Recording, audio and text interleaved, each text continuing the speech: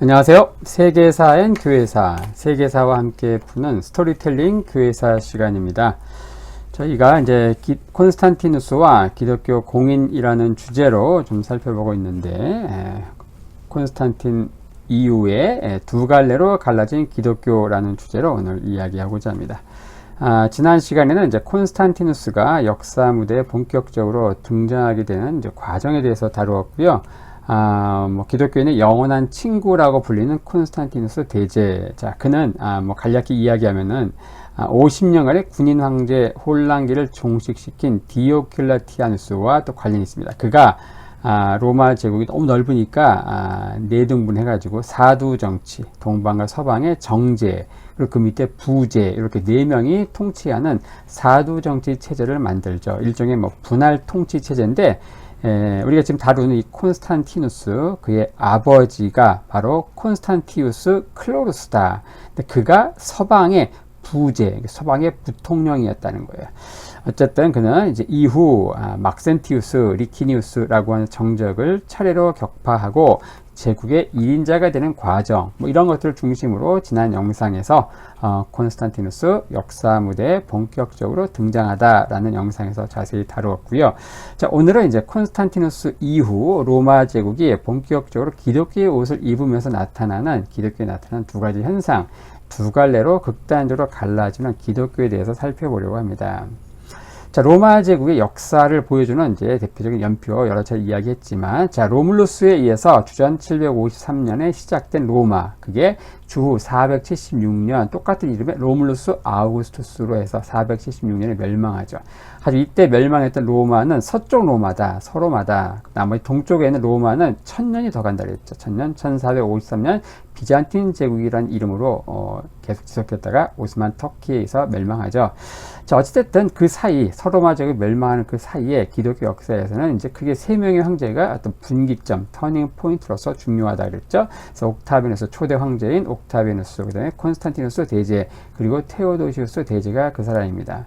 우리가 이제 옥타비누스부터 이제 콘스탄티누스가 기독교를 공인하는 이제 313년 밀라노 칙령까지는 아직 기독교가 로마 제국 내에서 불법적인 종교였기 때문에 총 10번의 박해가 있었다. 기독교 10대 박해. 그 사이에 있었던 초대교회 당시 이단들, 그리고 기독교를 바로 세우기 위해서 열심히 노력을 했던 초대교회의 리더십들, 교부들에 대해서 다루었고요. 자, 우리가 다루려고 하는 이 시기는 바로 콘스탄티누스가 등장하면서, 그 다음에 이제 테오도시우스에서 완전 기독교가 공인이 되는 때까지 대략 80년의 시간이 있는데, 이 사이에 벌어졌던 역사, 3위일체 논쟁으로 대표되는 이제 신학 논쟁이 있고요. 자, 콘스탄티누스 이후에 요 시기에 갈라진 이제 기독교의 역사, 이런 것들을 좀 살펴본다는 것이죠. 자, 콘스탄티누스와 기독교. 자, 313년 그 유명한 밀라노 칙령이 발표가 된다. 자, 하지만 아직 기독교가 로마 제국의 국교가 된 것은 아니다. 자, 그렇게 되기 위해서는 이제 테오도시우스 황제까지 기다려야 했는데, 그러려면 아직 80년을 더 기다려야 했다는 거예요. 자, 밀라노 칙령이 발표됐으니까 기독교 박해가 끝났느냐, 종식됐느냐? 결코 그렇지 않습니다. 아직 콘스탄티누스는 제국의 1인자가 됐던 건 아니고, 그가 통치하고 있던 서방에서만 유효했고요. 그리고 기독교인들의 절대 다수는 동방에 있었고, 그 동방의 통치자인 리키니우스는 기독교에 대한 박해를 지속했다는 겁니다. 그가 기독교 박해를 계속했던 이유는 제국 내에 있는 많은 자기 통치 영역에 있는 기독교인들이 누굴 위해 기도한다는 거예요? 같은 기독교인인 콘스탄티누스, 자기의 정적인 서방의 정제인 콘스탄티누스를 더 좋아하고 또 그의 성공과 또 승리를 위해서 기도한다고 의심했기 때문에 더더욱 제국 내에 있는 자기 통치 영역 내에 있는 기독교인들을 박해했다는 것이죠. 자, 동방의 박해는 324년, 즉 콘스탄티누스가 리키니우스를 격파할 때까지, 그리고 제국의 1인자가 되는 그때까지 12년 정도 더 지속된다. 그리고 마침내 324년 콘스탄티누스가 리키니우스를 제압하고 제국의 1인자가 되면서 다시 한번 과거 했던 밀라노 칙령, 기독교에 대한 그 신앙에 대한 그 자유, 이런 것들을 다시 선언하게 됩니다. 그 이후부터 324년부터 337년 콘스탄티누스가 죽는 때까지 13년간 이제 콘스탄티누스는 제국의 1인자로 통치하면서 어쨌든 겉으로는 모든 종교를 동등하게 대우한다고 포장을 했지만 실제로는 기독교를 이렇게 우대하는 그런 정책으로 일관했는데, 자, 이것은 크게 세 가지 측면에서 나타납니다. 첫 번째, 황제가 자기의 개인 재산, 사유 재산을 교회에 많이 기증을 하게 됩니다. 이렇게 되면 교회가 부자가 되는 거예요. 자, 326년에 콘스탄티누스는 로마 시를 이제 방문하게 되는데, 그때 자신의 황후가 거처하고 있던 궁전, 라테란 궁전을 당시 로마의 감독 실베스터에게 하사하죠. 자, 같은 해에 콘스탄티누스는 아내인 파우스타, 황후 파우스타와 또 전 부인에게서 낳은 아들 크리스푸스를 처형하는 이야기, 굉장히 비정한 그런 콘스탄티누스의 모습 이야기할 때 지난 영상에 다루었고요. 그러니까 이제 그 집도 필요 없어졌고, 자, 그 황후가 거하던 그 궁전을 로마 감독에게 주었다. 자, 그런데 이게 중세 때 완전히 유럽 전체가 기독교화 되면서 하나의 문서가 위조되는데, 그 유명한 게 바로 콘스탄티누스 기증장, 유언장이라는 이제 문서입니다. 위조 문서인데, 이때 이제 그 콘스탄티누스가 라테란 그 궁전, 황후의 궁전을 로마 감독에게 주었는데, 자, 중세 때 위조된 문서에는 바로 유럽 전체를 로마 감독, 즉 교황에게 주었다, 이런 식으로 위조된 거예요. 그게 르네상스 시작과 함께 1440년 이 고문서를 이렇게 판독하던 로렌초 발라라는 사람에 의해서 그 문서가 가짜라는 게 발견되죠. 이 가짜 문서의 진품, 좀 말이 우습지만 콘스탄티누스 기증장이라 불리는 요 가짜 문서의 진품은 현재 파리 국립도서관에 소장되어 있다고 합니다. 자, 콘스탄티누스가 행했던 기독교 우대 정책 세 가지 가운데 두 번째는 뭐냐? 성경 필사와 교회 건축을 장려했다는 겁니다. 오늘날 런던과 로마 박물관에 있는 많은 헬라어 성경 사본들은 전부 이 시기의 작품들이고요. 이때 성 베드로 성당이나 예루살렘의 성묘교회, 이런 것들이 콘스탄티누스의 어머니, 독실한 기독교인이었던 헬레나의 지원하에 많은 교회들이 세워집니다. 자, 그 다음에 또 중요한 게 뭐냐? 321년 일요일을 휴일로 지정하게 됩니다. 일요일을 휴일로 지정하게 된다. 당시 이 일요일은 이제 로마가 또 많은 이교도들이 섬기던 태양신을 이제 기념하는 요게 이제 태양일자잖아요. 그래서 정복되지 않는 태양을 섬기는 이교도들의 기념일이었는데, 그날 또 공교롭게도 주님께서 이제 부활하셨잖아요. 그래서 주일이 되잖아요. 그래서 어쨌든 이날을 휴일로 지정을 해서, 당시 이교도들이 한 75% 있었고 로마 제국 내에 한 25%가 기독교인이었는데, 이교도와 기독교인 모두를 동시에 충족시켜주는 절기였다. 자, 이 일요일 휴일, 요게 기독교인들만의 또 휴일이 아니었던 거고, 또 이교도, 태양신을 숭배한 이교도들에게도 또 쌍수를 들고 환영할 만한 일이었다는 것이죠. 자, 세 번째 기독교 우대 정책이 뭐냐? 기독교 성직자들에게 면세 혜택을 주는데, 더 나아가서 나중에 군복무 면제 혜택도 줍니다. 온갖 특혜가 이 성직자에게 있는 거예요. 그래서 이런 것들만 누리고서 이제 성직자가 되는 것을 방지하기 위해서 고위층들은 절대 성직자행을 금지시켰습니다. 성직자는 가난한 평민들만 지원할 수 있게 했는데, 자, 그 이유는 뭐냐? 부자들은 국가에 대한 의무가 있고 그게 더 중요하다고 여겨졌다는 거예요. 자, 하지만 이런 조치에도 불구하고 생전에 이 무분별한 이 성직 전환 때문에 골머리를 앓았다고 합니다. 많은 부자들이 성직자만 되면 세금도 안 내고 군대도 안 가고 하니까 전부 너도 나도 성직자, 목회자가 되려고 했다는 거예요. 그 정도로 목회자가 되는 게 굉장히 먹고 살기도 편하고 혜택도 많고 그랬다는 것이죠. 성직자가 되면 결혼도 못하고 좀 피곤한 거 아니냐, 그런 생각 하시는 분 혹시 있을지 모르겠습니다. 하지만 성직자가 독신을 고수하게 된 것은 이 당시엔 해당이 안 됩니다. 나중에 중세 유럽 이후에 생겨난 거기 때문에 이 당시에는 성직자만 되면 세금도 안 내고 군대도 안 가고 굉장히 좋았다는 것이죠. 자, 그래서 교회 역사가인 유세비우스는 당시에 신앙보다 이익을 위해서, 개인의 이익을 얻기 위해서 성직으로 들어온 사람들이 너무너무 많았다고 개탄할 정도였다고 하네요. 자, 이 시기에 노골적인 요 기독교 진흥책은 지금까지도 미칠 정도로 대단한 영향력을 발휘하는데, 뭐 잘 아는 대로 이로써 교회 국가인 중세 유럽으로 가는 길이 이 콘스탄티누스에서 활짝 열렸다는 거죠.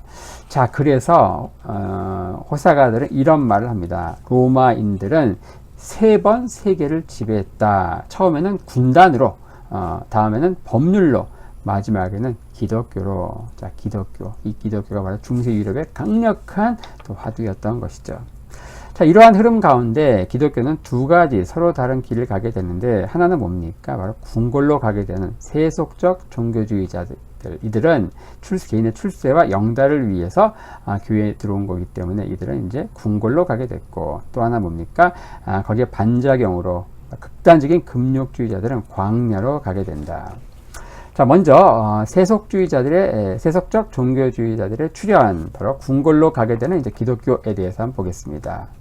자, 이런 말이 있습니다. 동쪽과 서쪽을 그리고 전 지구상을 바라보고 하늘까지 우러러 보아도 나는 언제나 어디서나 축복받으신 콘스탄티누스가 제국을 통치하시는 것을 발견하노라. 자, 언뜻 봐도 이 콘스탄티누스 황제에 바치는 어떤 뭐 찬가, 용비어 청가, 아니 콘비어 청가쯤에 해당하는 글이겠죠.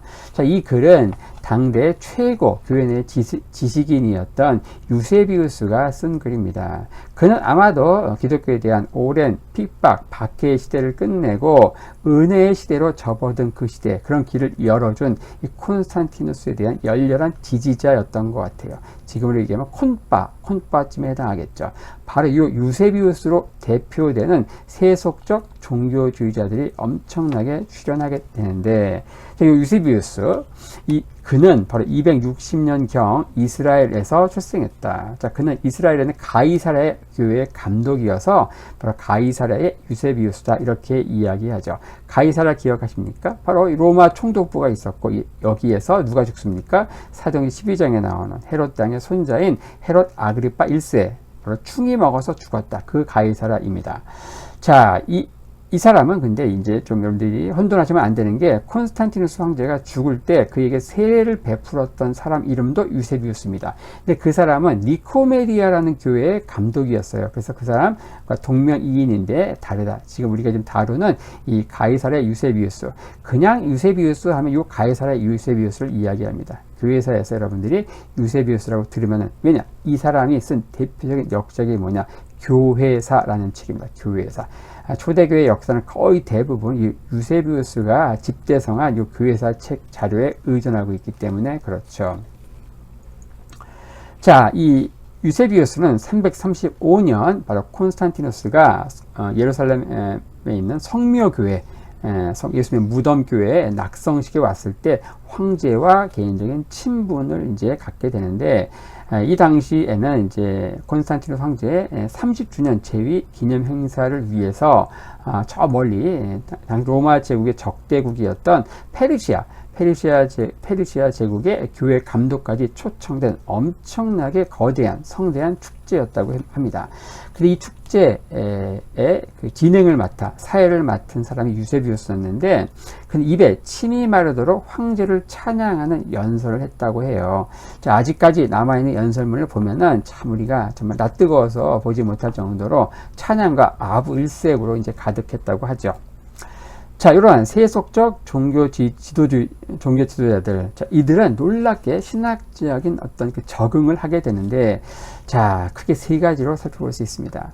자, 콘스탄티누스 이후 부와 사치는 오히려 하나님의 축복의 증거다. 하나님이 그 사람을 축복하신 증거다. 이러한 독특한 신학이 만들어집니다. 자, 콘스탄티누스 이전, 원래 그 초대교회 당시에 그 복음은 어떻습니까? 한마디로 가난한 자들에게 좋은 소식이었다.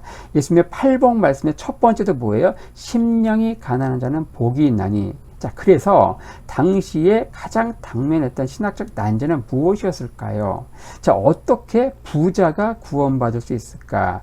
자, 낙타가 바늘기 들어가는 것보다 부자가 천국 가는 게 더 어렵다. 그래서 부자들은 굉장히 난감했던 거예요. 그래서 많은 부자들이 이제 재산을 헌납하고 헌금을 많이 하지요. 하지만 콘스탄티누스 이후에 엄청나게 많은 부유층이 교회에 들어오면서 부와 이 사치에 대한 개념이 달라지는 거예요. 이건 하나님이 축복하셨기 때문에 부자가 된 거예요. 이런 식으로 신학적인 적응, 어떻게 보면 이런 식으로 카멜레온처럼 이렇게 변화가 된 것이죠, 복음이. 자, 두 번째로 또 무엇인가? 굉장히 화려한 예배당을 보면서 기쁨과 환희에 찬 고백을 하게 됩니다. 말씀을 보고 은혜를 받으면서 환희에 찬 고백이 나오는 게 아니고, 예배당 자체가 화려한 거, 예배 의식이 덩달아 화려해진 거, 이런 것들, 거기에 참여한 그 자체로서 예배에 드리는 기쁨을 누리게 되는 거예요.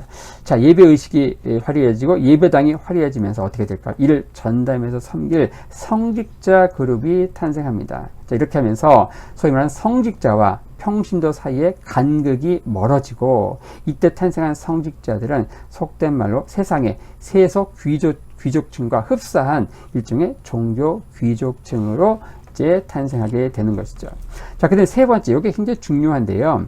이 독특한 역사 신학으로 이 초기 기독교의 굉장히 중요한 주제를 잃어버리게 됩니다. 그것은 바로 재림이라고 하는, 그리고 하나님 나라의 도래라고 하는, 우리가 누누이 살펴봤지만 초대교회 당시 신앙인의 한 가지 차이점은 무엇입니까? 오늘날 현대 기독교인과 초대 기독교인들의 차이, 한 가지 근본적인 차이가 뭘까요? 그들이 기도를 더 많이 했을까요? 아닙니다. 오늘날 우리 한국 사람들이 더 기도 많이 할 것 같아요. 새벽 기도, 철야 기도 더 많죠.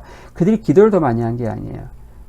무엇인가? 바로 그들은 임박한 종말 신앙 가운데 살았다. 그들은 주님이 너희 가운데 살아서 인자가 올 것을 볼 자도 있다. 그 주님의 말씀이 아직까지 쩌렁쩌렁 남아있는 거예요. 그래서 주님이 곧 오신다고 하는 그 불타는 재림신앙 가운데 주님 오시기 전에 반드시 해야 되는 만국 복음 전파, 그 사명에 올인했던 것이죠.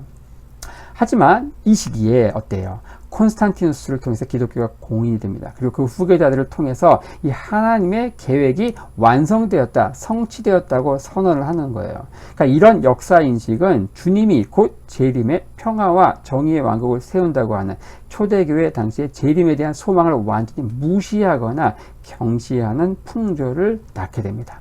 심지어 재림에 대한 얘기를 꺼내면은 그건 이단으로 정죄되는 이런 놀라운 아이러니도 발생했다는 거예요. 이러면서 재림에 대한 이야기는 완전히 교회 내에서 사라졌는데, 그게 오늘날까지도 그렇죠.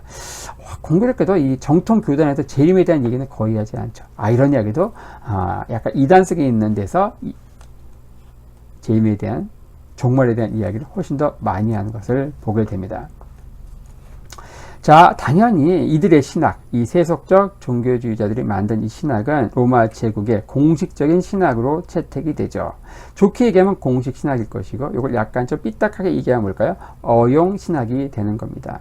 우리 이때부터 종교와 정치가 아주 끈적끈적하게 결탁하는 그러한 별로 아름답지 못한 모습을 보게 되죠. 자, 지금까지 첫 번째 궁궐로 간 기독교에 대해서 살펴봤다면, 두 번째 흐름, 광야로 간 기독교를 살펴봐야 되겠죠.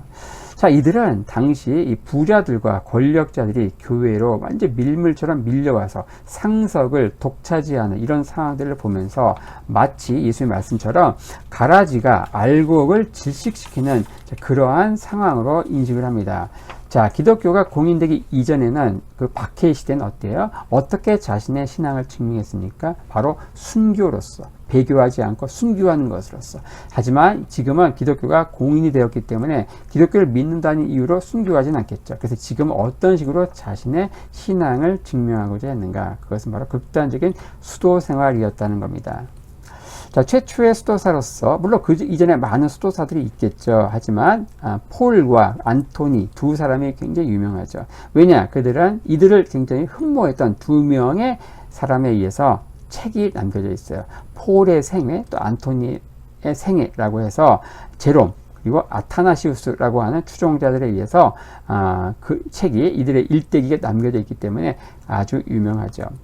자, 콘스탄티누스 치세 이전에도 원래 이제 광야에 가서 수도생활을 했죠. 하지만 그때는 홀로 가서 혼자서 수도생활을 했다고 하면은, 이 시기 콘스탄티누스 이후에는 어떤 공동으로 공동으로 이제 이 수도 생활을 하는 것을 만들게 됩니다. 그 대표적인 사람이 누구냐? 바로 파코미우스라고 하는 사람인데, 자, 이 파코미우스는요, 286년경 이집트 남쪽에 있는 조그만 시골 마을에서 태어납니다. 자, 그는 군대 생활에 적응하지 못하고 힘들어하다가 결국 그게 계기가 되어서 기독교로 개종하게 되는데, 자, 그러다가 광야의 늙은 수도사로부터 수도 생활을 배우죠. 그리고 이후에 자기 동생 존과 함께 여러 사람이 함께 생활할 수 있는 수도원을 짓고요. 근데 이게 급속히 성장해 가지고 수백 명의 수도사들이 속한 9개의 공동체가 생겨날 정도였다고 하네요. 그리고 그 여동생 메리는 여성들만을 위한 또 이 수도생활 공동체를 창설하기도 했다고 합니다. 자, 이 파코미우스가 만든 이 수도원에서는 노동과 예배를 굉장히 중요시했고요. 당시에 생산한 많은 농작물들을 이렇게 팔아가지고 극빈자들, 또 나그네들을 돕는 데 사용했다고 합니다.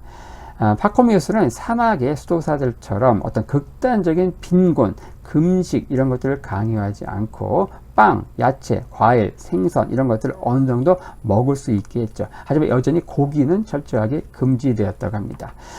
당시에 이 수도 생활에 지원하는 사람들의 상당수가요, 교리 교육을 받은 후에 그 다음에 세례를 받아야 했다고 합니다. 이 말은 뭡니까? 이 수도 생활에 지원하는 사람들의 상당수가 아직 기독교인이 아닌 이교도였다는 거예요. 자, 교리 교육 후에 세례를 받았다. 아직 기독교인이 아닌 거예요. 이건 뭐예요? 그 정도로 이교도들에게까지 이 사막에서 이들이 행했던 수도 생활 자체가 굉장히 매력적으로 보였음을 시사해주는 거라고 볼 수 있죠. 당시 이교도들, 불신자들이 볼 때에도 진짜 기독교는 저 궁궐에 있는 것이 아니고 저 광야에 있구나, 광야에 수도 생활에 있구나, 그렇게 느끼고서 많은 이교도들까지도 바로 기독교인들의 공동체인 수도 생활에 지원할 정도였다고 합니다. 자, 오늘 우리가 현대의 기독교인으로서 이제 당시에 이런 두 가지 흐름들을 보면서 자신의 신앙생활을, 오늘날 기독교를 이제 또 이렇게 바라보는 데서 많은 교훈을 얻을 수 있는 내용이 아닐까 싶어요.